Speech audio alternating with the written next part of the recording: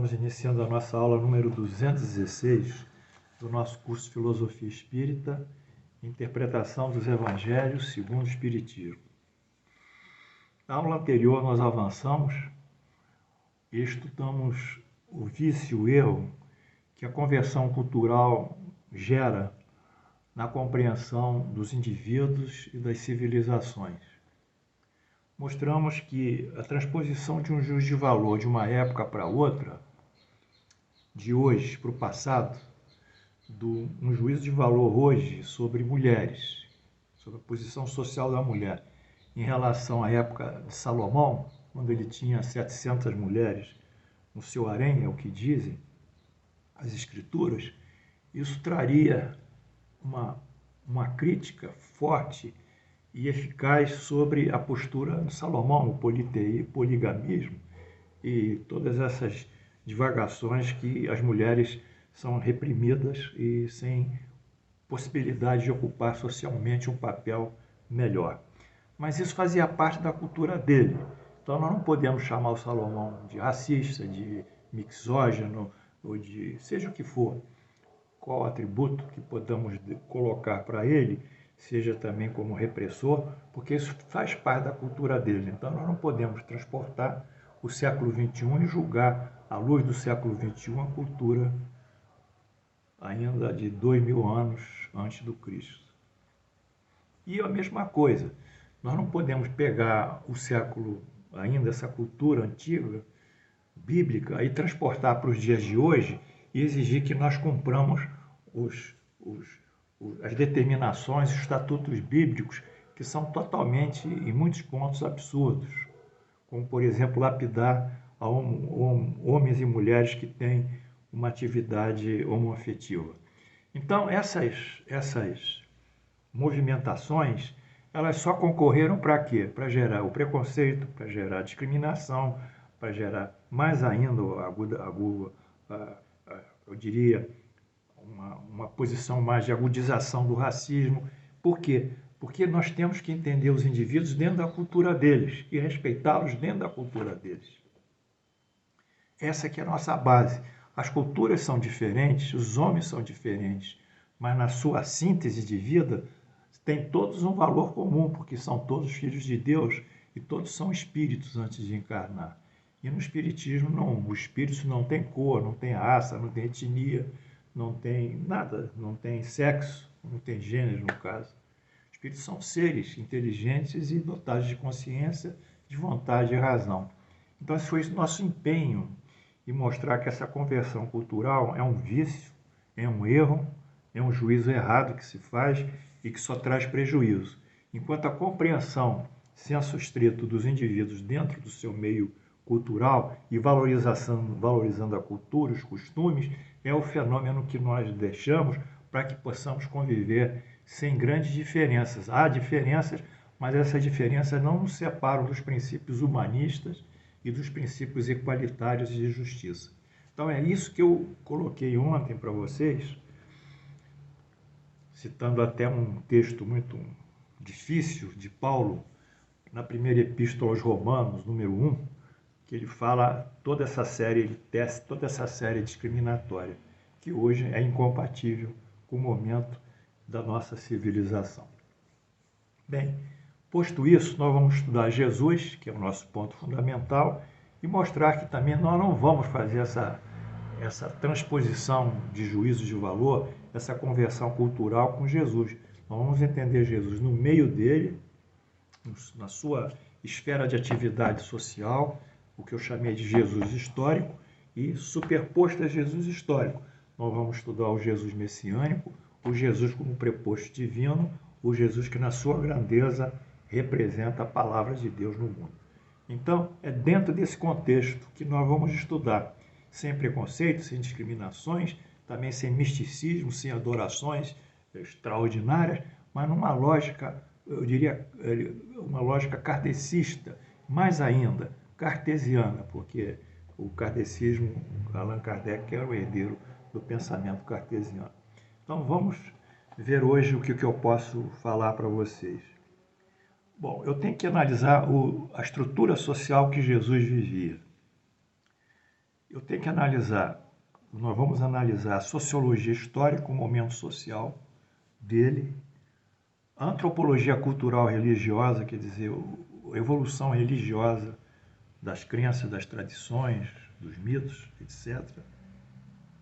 O discurso metafórico dele, quer dizer, falava por parábolas, e uma história religiosa, senso estrito, que é a promessa de Jesus de simbolizar as suas parábolas, recordar o que tinha sido esquecido e ainda mais acrescentar e aduzir fatos novos, conhecimentos novos. São esses 4 modelos, sociológico, antropológico, metafórico e histórico, que nós vamos trabalhar introdutoriamente a compreensão de Jesus. Bem, iniciamos então com a sociologia histórica, quer dizer, o momento sociológico histórico. Bom, Jesus viveu numa época em que Israel encontrava-se sob o jugo de Roma, não é? A autoridade judaica limitava-se ao seu poder religioso, corporificado no grande templo de Salomão. Então, ali formava-se uma teocracia judaica, que era o poder religioso, consubstanciado ou corporificado melhor no templo de Salomão, pela uma instituição religiosa líder, que era o Sinédrio. Tá bom, era o Sinédrio.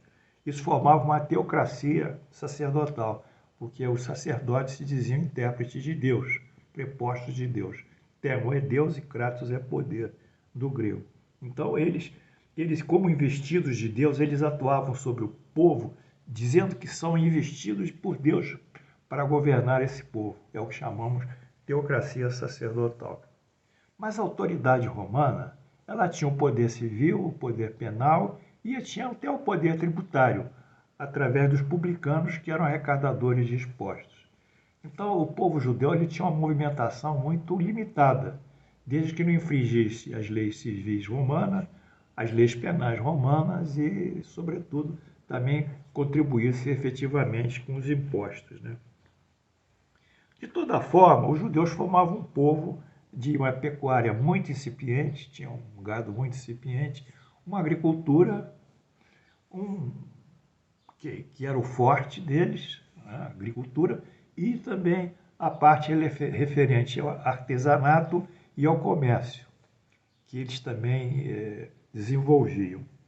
Esse comércio englobava artesãos, tecelões, mercadores que vinham do norte da África, do Egito, da Síria, da Grécia, da Turquia e outros países, outras regiões circunjacentes. Então, era um momento, Israel era um trânsito de mercadores e de mercadorias, de idas e vindas, né? De artesãos e tecelões e outros ferreiros, escultores de barro, enfim, edificadores de casas, era um movimento, né? E dentro desse contexto, eles se relacionavam através das caravanas que vinham com essas diversas regiões periféricas. Então, dentro desse contexto, Israel sob o poder romano, Israel com o Sinédrio, Israel com as suas ações sociais, os fenômenos sociais, a pecuária, a agricultura, a pesca, o artesanato, o comércio, é dentro desse contexto que Jesus vai construir as parábolas dele. Ou seja, ele vai ter que usar os atores sociais para representar a parábola deles. E o ator social que ele mais gostava de que representasse a parábola eram os agricultores, os semeadores. Então nós temos muitas parábolas sobre isso, sobre agricultura, sobre semeadura, sobre semente, sobre arrotear o campo. É um grande movimento que ele faz de representar esses atores em suas parábolas. E é isso que vai sobrar, vai ver. Vamos ver aqui alguns textos que consubstanciam, que de fato representam o que nós estamos falando. Vamos ver aqui em Mateus 13.13. Nesse mesmo dia, Mateus 13, versículos 1 a 9. Nesse mesmo dia, Jesus, tendo saído de casa, sentou-se à beira do mar. e logo juntou-se em volta dele grande multidão, de tal sorte que foi preciso entrar numa barca, onde se sentou, e todo o povo permaneceu de pé na praia. Ele então disse muitas coisas por parábolas falando. Aquele que semeia, viu, saiu a semear. Enquanto semeava, uma parte da semente caiu ao longo do caminho, e as aves comeram do céu, e etc, etc. Ele vai desenvolvendo a semeadura. Portanto, Jesus utilizou a imagem de um agricultor para ilustrar como ator social, ou seja, o ator social, o agricultor, é igual ao semeador, nessa parábola. Então, eis aí um exemplo mínimo, razoável, da sociologia que Jesus utilizou. Vamos ver o segundo item, a antropologia cultural religiosa. São as variações que o homem faz na sua cultura religiosa ao longo dos tempos. Jesus não poderia deixar de repercutir a cultura religiosa judaica, que era o berço do seu nascimento, dos seus antepassados, na carne, dos primórdios da sua educação, da sua vida familiar e social. Então Jesus estava imerso na cultura religiosa judaica, porque ele era judeu, de nascimento e até ficar independente dos pais. Então nós vemos aqui algum exemplo sobre essa repercussão religiosa judaica sobre Jesus, por exemplo, aqui em Lucas 12,21. Completado 8 dias para ser circuncidado, o menino deram o nome de Jesus. A circuncisão dos varões era a prática religiosa entre os judeus. Reportava-se Levítico 12,2, e no 8º dia se circuncidará ao menino a carne do seu prepúcio. Então isso já estava contido nesse pacto. Aliás, isso começa com Abraão. Quer dizer, todo menino, todo varão tem a pele que se alonga mais do pênis, e essa pele mais alongada é retirada, é a circuncisão. Outro evento de Jesus ligado ao judaísmo. A apresentação de Jesus ao templo, Lucas 2, 22 e 24. Passados os dias da purificação, nele segundo Moisés, levaram-no a Jerusalém para apresentá-lo ao Senhor, conforme está escrito na lei do Senhor. Todo primogênito será ao Senhor consagrado, e para oferecer um sacrifício, segundo o que está escrito na referida lei, um par de rolas e 2 pombinhas, e 2 pombinhos. Então, todo primogênito tinha que ser levado ao templo, à sinagoga, para ser consagrado a Deus, e mediante essa consagração era oferecido uma rola e 2 pombinhas. Bem, Jesus celebra a festa da Páscoa, que é a comemoração da saída do povo judeu do Egito. Isso está em Lucas 2, 41, 42. Ora, anualmente iam seus pais a Jerusalém para a festa da Páscoa, que é essa grande comemoração, de libertação do povo judeu do Egito. Quando ele atingiu 12 anos, subiram a Jerusalém, segundo o costume da festa, é celebrar a Páscoa. Observa-se a grande influência religiosa. Entretanto, é compreensível que Jesus, sendo um espírito de características divinas, não é divino, mas de características divinas, sua visão espiritual transcendia a cultura religiosa e a sua consciência encontrava-se muito mais focada em Deus do que no mundo. Então era um ser que, para a gente se comunicar com ele, como ele falava, ele estava em outro plano de consciencial, ele não era, às vezes, incompreensível, como se fosse, em determinados momentos, um médium num estado de transe mediúnico. Então, aquele médium está com a consciência alterada pela mediunidade dele. Então, Jesus tinha essa oscilação da consciência muito objetiva, ou então influenciada pelo sua consciência projetada em Deus, numa espécie de desdobramento consciencial, que seja. Portanto, nesse caso que Jesus é levado ao templo, ele permanece no templo dialogando com os doutores da lei. Seus pais viajam e não o encontram ao chegar em casa. Retornam a Jerusalém procurando. Cadê o meu filho Jesus? Lucas, capítulo 2, versículos 46 a 49. 3 dias depois o acharam no templo, olha só, 3 dias após, assentado no meio dos doutores da lei, ouvindo-os e os interrogando. E todos que os ouviam muito se admiravam da sua inteligência e das suas respostas. Logo, chegaram seus pais que o viram e ficaram maravilhados com a mãe, e sua mãe lhe disse: Filho, por que fizestes isso conosco? Por que nos deixaste esses dias? Teu pai e eu estamos aflitos, estamos à tua procura. E ele lhes respondeu: Por que me procurais?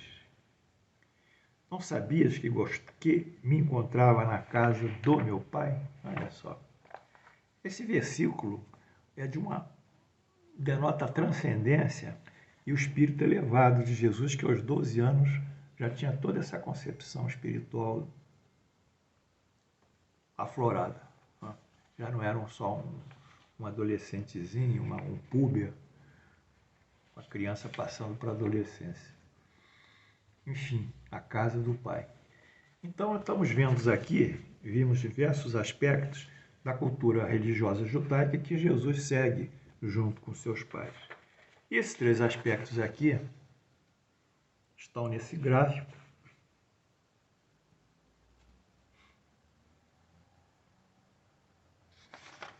Que diz o seguinte: vida familiar de Jesus, respeito às tradições religiosas do judaísmo. Primeiro, a circuncisão dos meninos, dos varões, no 8º dia do nascimento. Fez. Apresentação dos varões ao templo, sacrifício de 2 pombas e 2 rolas. Foi apresentado. Apresentação no templo para inclusão social. Entre 12 e 13 anos, as crianças eram levadas ao templo para serem incluídos na sociedade judaica como adultos. É isso que até hoje se comemora entre os judeus, chamado Bar Mitzvah.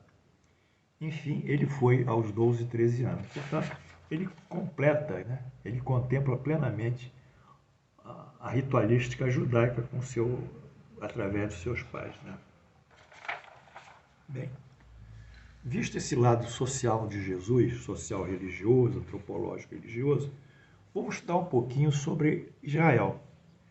Israel e a sua evolução cultural religiosa. Quer dizer, quais são as contribuições nucleares de Israel para a humanidade? Isso vai repercutir também em Jesus.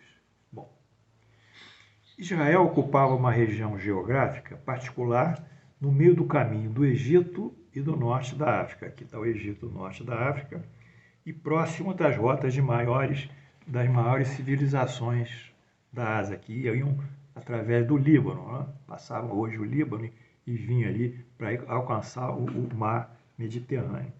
Então era uma rota de comércio. Bom, vamos ver, essa posição geográfica facilitou muito a vinda e o trânsito de pessoas e viajantes e comerciantes em Israel. Isso foi importante também do ponto de vista econômico e social. Mas vamos ver as contribuições de Israel, do povo judeu, à civilização ocidental. Vamos ver. Ao Ocidente. Primeira grande contribuição. A grande prova de amor de Deus pelo homem. É a primeira contribuição. Qual é a grande prova de Deus e de amor ao homem? Está em Gênesis 1:27.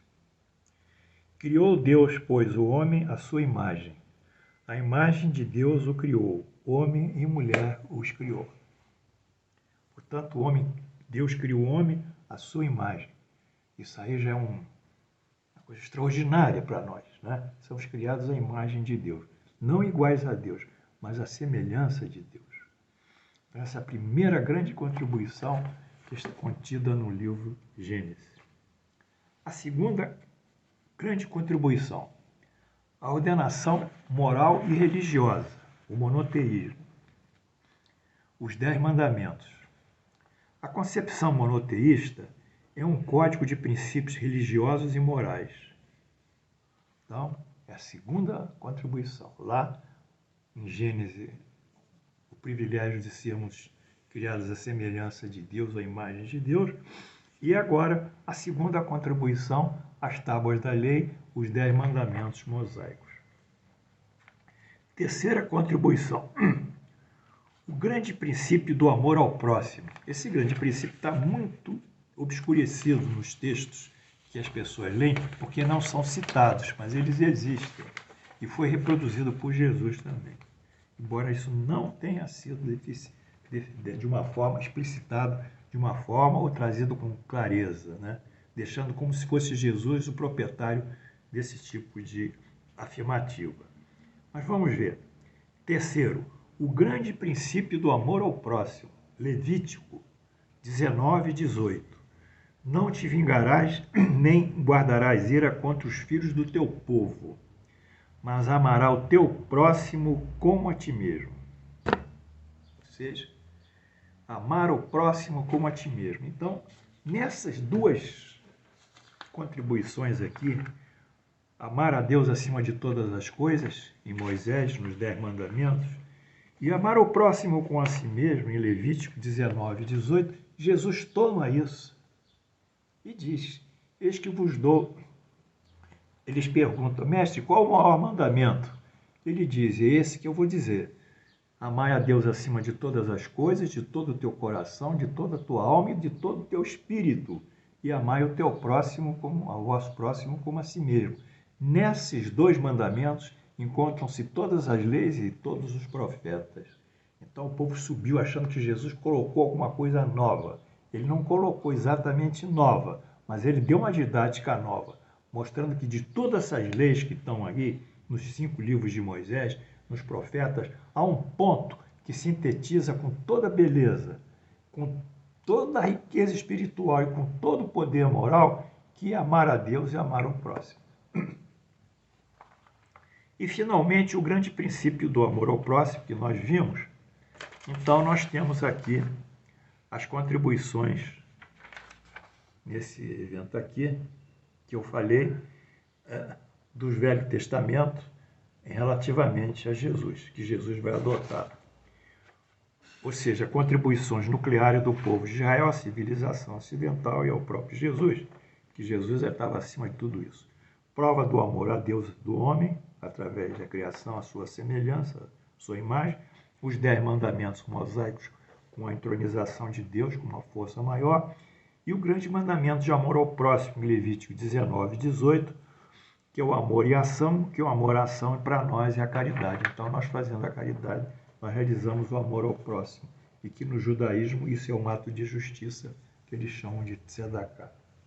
Bem, eu espero que vocês tenham gostado dessa introdução feita ao estudo de Jesus, para que nós possamos, então, cada vez mais nos ambientarmos a esses ensinamentos, como eu coloquei aqui, entrando na história de Jesus, a sociologia histórica, o povo judeu, a sociologia da época, a antropologia religiosa, a evolução dessa cultura religiosa que nós vemos aqui em Moisés e que Jesus vai aduzir, outros ensinamentos, o discurso metafórico de Jesus assentado nos atores sociais da época de Jesus, sobretudo, ele gostava muito da agricultura, e a história religiosa em que há a promessa que Jesus, em João 14, nos traz, para simbolizar o seu discurso metafórico, trazer novos ensinamentos e repetir aqueles que foram esquecidos. Portanto, nós estamos terminando. Eu espero que vocês tenham gostado dessa aula, que a paz do Senhor esteja conosco. Vamos caminhando. Cada dia é um melhor, é um passo nosso aprendizado. Obrigado.